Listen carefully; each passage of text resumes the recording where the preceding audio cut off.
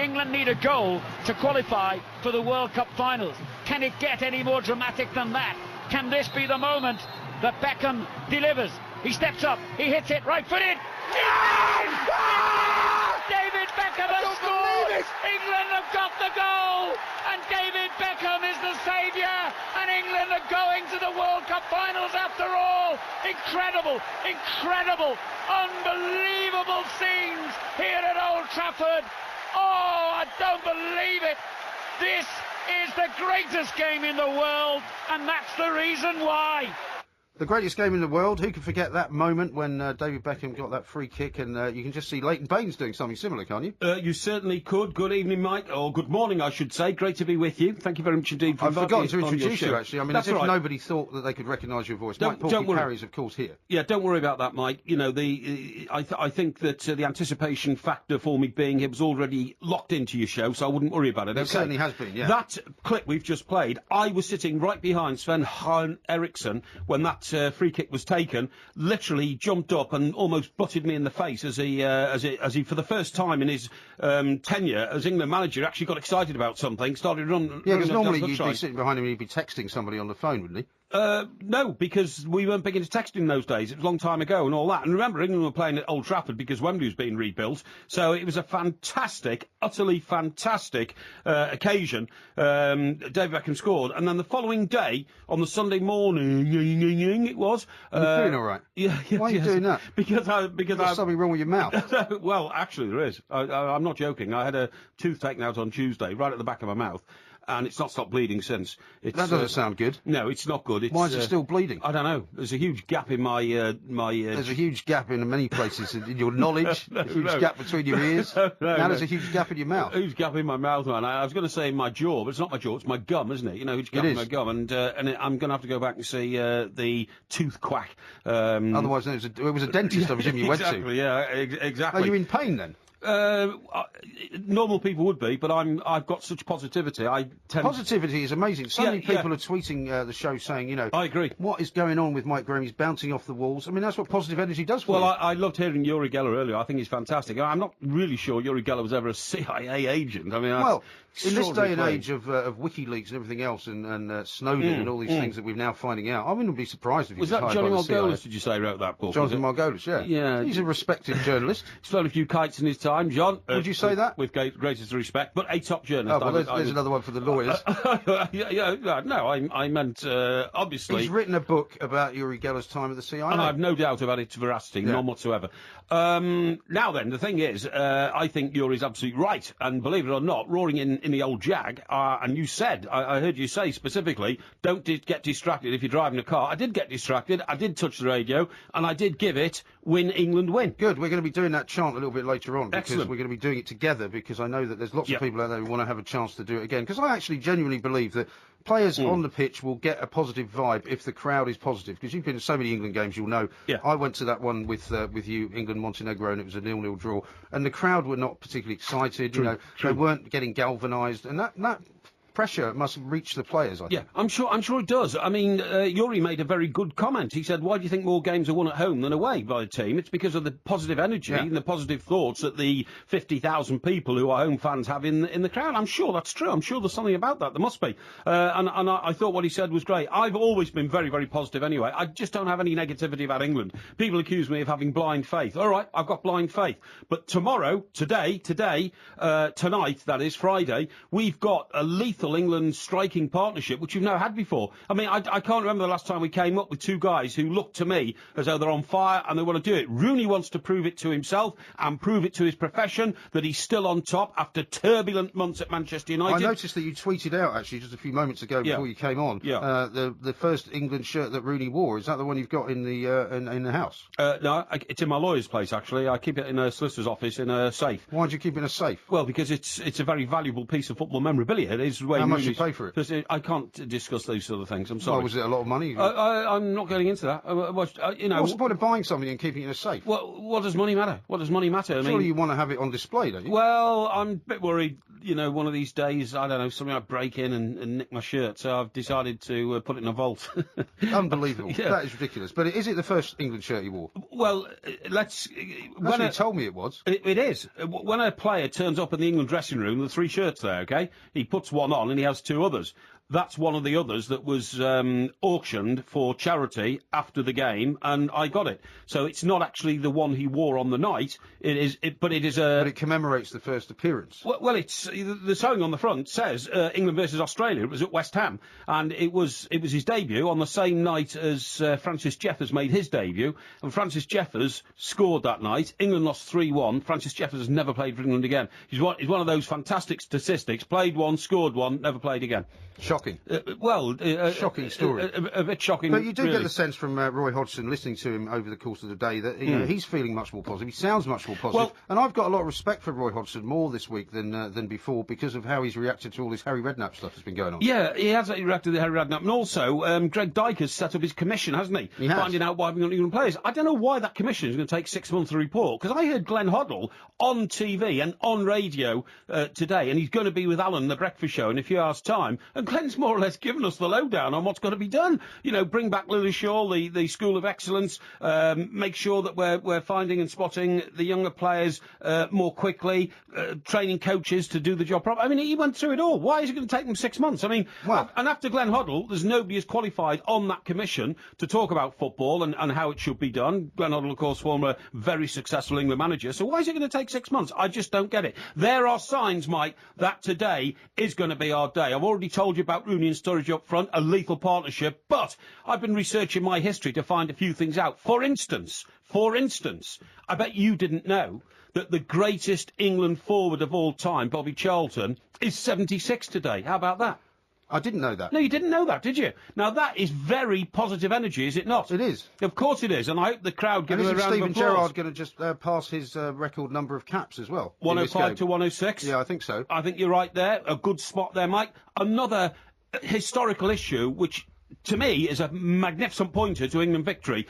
The Mary Rose, the ship was raised from the Solent on this day in 1982. That to me is a huge marker. What's that got to do with football? What's going into football? It's got nothing to do with anything. Come on, man. It was raised from the sea, and it then had to be put into some kind of storage facility for years, so they could restore it. Absolutely, years. It had to be sprayed with salt water for years and years and years afterwards, so that the wood didn't disintegrate after being under the ocean in fact, in the silt for so many years. And do you know when it was sunk? Yeah, it was sunk in 1582. You sure you're right about that? No, but it's about that time. You just made that up. No. I went to the King's School Chester, which was founded by Henry VIII, and our school was founded in 1584, so I'm guessing it was in that same decade. It was in the 16th century. We'll let you off with that. Well, of course it was. Now, you're saying to me, what's that got to do with it? Are you mad? The Mary Rose is the flagship of the Royal Navy. King Henry VIII was the father of the Royal Navy. How is it the flagship if it got sunk? Well, it was the original ship. It was the original ship in the Royal Navy. It was the first Royal Navy ship. OK? So what does that mean? What it means is that it's a magnificent marker to the fact that our country... I think you're getting way off the point. No. Our country will have a day of greatness and excellence today, and that will reflect itself or be represented by a magnificent victory, in my view, at Wembley tonight. Can't wait. Yeah, well, let's not mention any more ships that have been sunk by foreign, navies, because that's negative. That's negative. That's a negative thought that you've just had. You don't realise. It wasn't sunk by a foreign navy. You don't realise. Well, it was sunk during a battle, wasn't it? No, it wasn't. It turned over. Great. So it's a ship that's no use. It turns over on its own. He put too many cannons on the right side of the ship, and it flipped over. Well, that's nothing to be mentioned in the same breath then as a victory for England tonight. I'm worried that you're going to be too negative on this show. We're not commemorating the ship going down, we're commemorating the ship coming up. Yeah, but never mind that. Porky Parry is with me, but I don't think he's being positive enough, and I want you now to join in the chant, because the chant is what everybody has been doing throughout the course of the show. It's Uri Geller's idea, it's mind control, and we're all going to do it together. And in fact, because we want to get rid of your negativity, the guys behind the glass are going to join in as well. We're going to join in. Let's do it. 1, 2, 3. Win, England, win! One more time. Win, England, win! One more time. Win, England, win! Now, visualize that power, those words. Visualise the power, visualise the words. I tell you who was very negative on your show tonight. Young Adrian Durham. Adrian Durham is another man we're going to discuss very shortly. Supposed to have come on and been Mr. Positive, England's #1 fan. A few negatives there, in my view. Very much the case. Mike Porky Parry and I will be back next. Talk Sport. On air, online and on TV at Virgin Media Channel 927. Sous aucun prétexte, je ne le veux. Avoir de réflexe, ça malheureux. Il faut que tu m'expliques un peu mieux. Comment te dire adieu? You might be wondering why we're playing some French music on this very, very positive night for England, because I know that Mr. Mike Porky Parry doesn't have a great deal of time for the French, but that's not normally you're always slagging the French off, saying that they're a terrible, terrible race of people. They're always giving, advice to the English, and we don't pay any attention to them. However, you changed your tune a little bit when you were on the Sports Breakfast with Mr. Brazil on Wednesday morning, because you were sucking up to David Ginola in a way that was quite nauseating, I'd have to say. His name is David. He's quite happy with David. I've had a smoke with him outside, and he's told me. Oh, really? And he's told me he's quite happy to be called David Ginola. He's on the old Gaulois, was he?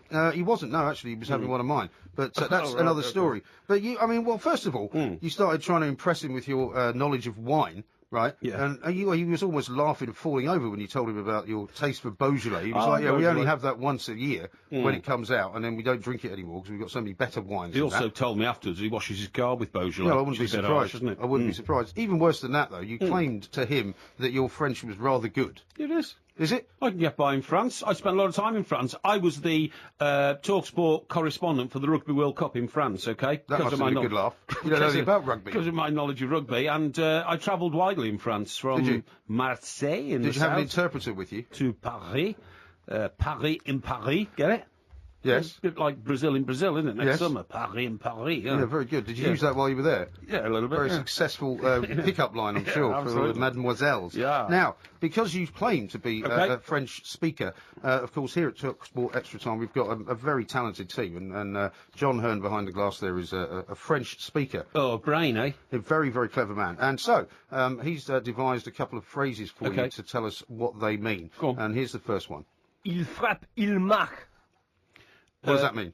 That means I'll smack you in the mouth. It means he shoots, he scores. Oh, there you go. So that's He nothing. shoots, he scores. Nothing out of one. Second one. It's close. Yeah, go on. Let's go for the second one. C'est parti pour les prolongations. Don't let party politics get in the way. That's nothing like it. Absolutely nowhere near. What is it? We're going into extra time. It's football related. You might have had to use that at Well, some he's point or speaking other. too fast, I'm afraid. Well, that's how they French speak. They're Well, not going not to when I slow speak down to so them, that they you can don't. help them out. Now, you might be able to get this one because, I mean, this is kind of basic French that you might have remembered from your days at school. Nous sommes les champignons. We're the champions. Idiot. We are the champions, my friend. Well, that would be fine, except for the fact that champignon does not mean champion. Oh, yeah. We are mushrooms. Champignons is mushrooms. That's a But if you'd stupid ever quote been, anyway. well, if you'd ever been to a Big restaurant song, in champignon. France or even a French restaurant of any kind, you would have known that. You're not a mushroom, mate. You're a turnip. Yeah, well, let's face it, your French is worse than woeful. So, by the way, I did notice, getting back to the England game, that have you read about Berti Vogts once wanting to recruit? Berti who? Vogts. Vogts. No, it's Berti Vogts. Berti Vogts, who was managing Scotland at the time. Yeah, there's no H in it. Suddenly discovered, he says, some mad rant. I think he's the team manager of Azerbaijan now, isn't he? He didn't have a very good time in Scotland. No, he didn't. He had a terrible time. But he suddenly discovered that Wayne Rooney's grandmother was Scottish. So guess what? He flew off to... He literally says, I flew down to Everton, like Everton have got an airstrip, you know. Did he not know that he could have driven there quicker? Well, I don't know. He says, I flew from Glasgow to Everton. Oh, right, you know, landed the Everton airstrip at Belfield, would have been Everton's training ground those days, and approached... Wayne Rooney. That was the most hapless mission that a German had taken by aeroplane since Rudolf Hess flew into Scotland Don't be in ridiculous. 1941, was it, or 42? 40, Well, whatever you say, it's probably wrong. I think it was 41. It was the early 40s. It was 41, and to try and end the Second World War. I mean, madness. Well, I don't think he meant to fly into Scotland. He landed there by mistake, didn't he? No, he bailed out in a plane over Scotland, and he was going to see the Duke of Hamilton to propose a peace deal. But Didn't work out. Well, nobody in Germany was aware of it. Nobody in Scotland was aware of it either. Scotland was aware of it. Now, you know, a farmer walked up to him with a pitchfork and said, "What are you doing on my land?" And he said, "I am Rudolf Hess," and they nearly locked him up for being a mental your case. leader. Yeah. No, but I mean, Berti Vogts had one of the. I mean, if it wasn't for Craig Levein, the last Scottish manager before Gordon Strachan took over, he was one of the worst Scottish managers of all time. I know. Absolutely unbelievable. But he was a great player. He played fullback for Borussia Mönchengladbach. He was a great player for them and for Germany as well. I'm sure I saw him play at Everton for Borussia Mönchengladbach against Everton in the European Cup after Everton won the league in 1970. Methinks. You may well have done. But, I mean, imagine if Wayne Rooney had decided to be swayed by that and gone to play for Scotland. Things could have been very different. Crazy. Madness. Look, in Berti Vogts'... it's not Vogts. Just don't worry about it, Mike. It's a continental language, and you haven't got a Well, next week we'll test you on German, then, shall we? No, what I was going to say was, Rooney was only 16 at the time. Nobody had sort of realised, except me, that he was going to explode onto the international scene. So I suppose you've got to praise the boy for his initiative. You have got to praise him. Now, another positive thing I think about tonight's game is that the weather has slightly changed. Now, Montenegro, as you probably are aware, I don't know if you've ever been to Montenegro, but it's a very new country. You know, it was born out of the Balkan War and all of that. You know, it's part of that area of the former Yugoslavia. You did a bit of Yugoslavia. reporting in the Balkans. I did. I was in the war zone of Bosnia-Herzegovina, which was quite weird, actually, quite strange. Almost got shot at a couple of times. Oh, almost got shot at? Well, yeah. So you haven't properly been shot at? Well, I know. I wasn't properly shot at. I've been shot at. Have you? And bombed. When were you shot at? I was shot at in France, actually. Who shot you in France? A madman took over a court, and he was holding the whole court hostage. No joke, right? And he tied up the judge, and he was asking for like $1 million, francs in those days. And what were you doing there? Well, I was in France doing something else, so I was told to go to Lyon, where this took place, and everybody was there, and I was standing there, and all of a sudden, all the international journalists around me all dropped to the floor, and I thought, what are they doing? Why are they doing that? In fact, the madman had come out, he was waving a gun around, and he said in French, "I hate all the people from the newspapers, I'm going to shoot you." So they all dropped to the floor. Maybe he just said, "I want a steak and chips." You just thought that's what he said. Well, anyway, first thing I saw was the flash. You know, you see a flash because sound doesn't travel as fast. What sort of gun was it? Well, it was a handgun. Right. And sound... Pistol. Yeah, that's right. Sound doesn't travel as fast as light, obviously. So I saw a flash, and next minute I heard a noise, and the bullet hit the wall about 2 feet over my head. I mean, it was a very That's why everybody dropped to the floor, that's because right, if they'd been standing up, it would have hit them. Because they're all about 2 feet higher than you. Oh, that's a bit harsh. I was... well, the thing about not quite being shot at was that, they used to have these checkpoints, and I would drive through the checkpoint, and they would raise or lower the boom, depending on how drunk they were. These were the kind of Croat militia. And they tried to lower the boom on me as I was driving through. And as I looked in my rearview mirror, the guy was putting the rifle to his, to his shoulder and pointing it at my car. So I had to fishtail the car to make sure that he didn't get me. Well, did he fire? Oh, you didn't, no. Ah, fortunately. Right. But actually, right, the very same checkpoint. A week later, they stopped an Italian film crew and killed them all. Oh no! So don't make a joke of it. I was quite traumatised. Well, I'm not surprised. But anyway, I wanted to talk to you about the positivity of tonight, because there's another factor that I think is going to help. Because Montenegro is quite a warm country, right? And the autumn has set in, it's colder. Suddenly, in the last couple of days, it's got about 10 degrees colder. Well, and that's got to help England, hasn't it? I reckon yesterday was the first cold day of our change of seasons. And when I tweeted out on this, all these smart people all said, "Oh, it's not colder than it was last January." Well, I didn't mean that. I meant it's the coldest day so far this year. Yes. Post-summer. And windy. And windy. And I love the autumn winds because, and people always laugh when I say this, when the wind starts blowing in the autumn, the trees wave at you. And when the trees are waving at you, you know that the seasonal change is about and nature's at its finest. You think the trees are waving at you? They are waving at you. The trees giving you messages. All as well. Is this on your way home from the pub? No. If I sit in my balcony in in Porky Towers, and look out, the trees are all waving, and they're blowing in the wind. They're not waving at you. Well, no. It's always about you, isn't it? Why do you think they're waving at you? Because I'm looking at them, and metaphorically, I say to myself, those trees are waving. There's a message there. What sort of trees are they? Pine trees and... Pine trees? Yeah, that sort of thing. In Surrey? Conifers, that sort of thing. Really? Yeah. Well, they don't move very much in the wind. Well, these do. Maybe they're horse chestnuts. That's another thing. Yeah, it's not easy to tell the difference between chestnut trees and pine trees. I've been hit on the head 3 times. Some of them are coniferous. Been hit on the head 3 times this week whilst out walking on the North Downs by conkers falling out of trees. How about that? Really? Yeah, literally falling out of the tree and not bashing you, because they're covered in that pithy sort of... they've got spiky covers, haven't they? Yeah, but they don't hit your head or anything. It's like a soft tennis ball hitting your head, and then they fall to the ground and the conker falls out. I mean, that is nature at its best, seeing a conker being born, you know what I mean? Are you some kind of druid or something? Have you had some conversion to a sort of pagan religion? If you stood on a hillside and looked at the trees, you would understand what I'm saying about trees waving at you, and that's for each individual to interpret exactly what the motion of those trees... I like watching the trees moving in the wind, but I would never consider that they were waving at me. Well, you should have a better imagination, because you should get yourself examined by a psychiatrist.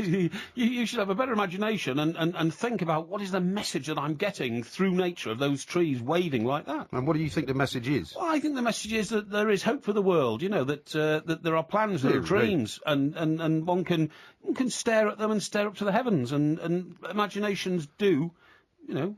I mean, talking about imaginations, You've gone mad, haven't you? Have you seen the Ronnie O'Sullivan stuff for tomorrow? That's a very odd story. It's a very odd story indeed. This is in the Daily Mail, isn't it? Yeah, they're serialising his book. Yeah. He says he literally, seriously thought once about cutting his own leg off because he didn't feel his legs were stable enough to support him over a snooker table, so he once actually considered getting a wooden leg. Well, like a snooker table leg you could have had, I suppose. Well, I mean, you know, I had to read it 3 times to make sure that this... Was this during the period when he was taking a lot of drink and smoking a lot of joints? That he confessed to that a little bit earlier in the week as well, didn't he? Doing that with Jimmy White, didn't he? He said that sometimes when they were in the influence of various substances, they were knocking around breaks of 100, frame after frame after frame, no problem at all. But no, it's... when you say, was it that period, I don't know. I mean, Ronnie's had problems, hasn't he, you know, getting his head together. He's admitted to that a lot of years, yeah. Well, I'm very glad he didn't do it, because it's a very bad idea, clearly. Well, it's madness, but I mean, you say to yourself, you know, when you're pursuing excellence at the very, very highest level in any sport, do these demons come to you to the extent where you're actually seriously thinking, I know how to improve my snooker, if I cut my leg off, a wooden leg would be more stable. What a bizarre chain of thought. Absolute madness. Complete madness. Almost as mad as telling somebody that the trees are talking to you. Let's talk about cricket, because there's a couple of stories that have interested me over the course of the last couple of days. I see Kevin Peterson, after his spat with Jack Wilshere, is now having another spat with Andrew Strauss, because apparently Strauss said that it was imperative that English players should go out and play in the IPL, and that was, of course, the very thing that they didn't want Kevin Peterson to do. But he's been upset by that. But also, of course, the retirement of Sachin Tendulkar is something that we should mark, because he's a fantastic player. What's he called? The little genius or something? Yeah. Or something like that, isn't he? Because he's only small, presumably. Well, I mean, it's pretty good coming from you. I don't think he's any smaller from you. Well, no, I think he is. I think he's about 5'5" or something like that. Yeah, like I say, about the same size as you. No, 5'9". What size are you claiming to be? 5'9". 9? Yeah. I don't think so. If you were 5'9", that French guy would have killed you. Which French guy? The one that was shooting in the court. Oh, right. Yeah, absolutely. Which French guy? Yeah. Well, he's a madman. There's a little wizard, I think he's called. No, it's something else. The little genius or something like that. Some people know. Point is, look, he's done it on wickets which are 22 yards long. Yeah. Now, I don't know if you're Well, that's what everybody plays on, isn't it? Well, it's what everybody's played on so far. But if you have seen the makeup of the Test squad going down to Australia, at least 5 of them are over 6'3". And I think one of them 6'5", one was 6'7". Now, you know, I did mention this a few weeks ago on Breakfast when I was with Al, but nobody took me seriously. But you've got to start taking me seriously now. The rate of scoring now is getting better and better each year, and that's because men are becoming bigger and able to lash the ball further, and clearly, you know, it's easier to hit a ball that's come from a distance of 22 yards than it would be if it was 30 yards. Now, well, I heard a cricketer on TalkSport yesterday saying that some of these records that Tendulkar has made will never be broken by anybody. Well, that may be so, but what I'm saying is cricket now has the ability to reinvent itself with a much longer wicket. I mean, if you take it to 25 yards, that would be a great idea. No, it wouldn't. Yes, it would. It's ridiculous. You might as well say you should lengthen a football pitch because people are more fit. Well, I've been saying that for years. Well, make it longer. Well, you can't, because the football stadium can't accommodate bigger pitches, so you've got to make the bar higher and the post wider and give them more space to aim at. You've got to remember, when both the rules of cricket and the rules of football were drawn up, men were 5 inches shorter than they are now. Now, you get cricketers who are 5 inches on average taller, and by the way, a lot of them are 12 But being inches. taller doesn't make any difference to the length of the wicket, does Of course it does. How does it? How many strides do you take to get down a 22-yard wicket that you'd have to take getting down a 30-yard wicket? Yeah, but then that would discriminate against the shorter players. Well, that's tough because everybody's getting taller. This is the very point I'm making. What I'm saying is that a man of 6'5" doesn't need to take as many strides to Yeah, but the bowlers would then be victimised by that because their bowling wouldn't be as devastating from a further distance away. Oh, it would. How would it? Well, because the technical art of bowling is nothing to do with the length. The length of the wicket. It's the length of the delivery. Yeah, I know, but the speed of the ball would alter if you added length to the wicket, surely. No, not at all. You don't understand. You don't understand physics. The point is the ball would have to be pitched at exactly the right point, the right place. It wouldn't make any difference at all whether it was 22 yards, 30 yards or 40 yards long. The bowler, You don't know what you're talking about. Yes, I do. Absolute the bowler rubbish. would accommodate the length within the tactic of delivering the ball. That's absolute cobblers. No, it's not. It's the maddest idea you've had in this half hour, which is saying something. Now, finally, we haven't got a lot of time, but what about Malky Mackay? Should he resign? Well, if I was Malky Mackay, I would. But, I know it's easy to say to walk out on a job is a brave thing to do. But, I mean, to have your assistant taken off you and replaced by a 23-year-old painter and decorator who was painting the stadium last summer, who happens to be a mate of the boss. Is it Tan? Mr. Vincent Tan. Yeah. Vincent Tan. I mean, clearly, Cloud Cuckoo Land has suddenly descended upon Card if it hadn't already. Do you remember Tan as the guy who had his red shirt on at the start of the season? Right. It was a playoff game. Yeah, I think so. The playoff game, wasn't it, at Wembley, when he had his red shirt on and he was down in the dugout and he was, pumping the air and all that, and he looked a bit eccentric then, and clearly that eccentricity has now spilt over into interfering with in my opinion, with the well-running of the club. Well, thank you very much indeed. Mr. Mike Parry.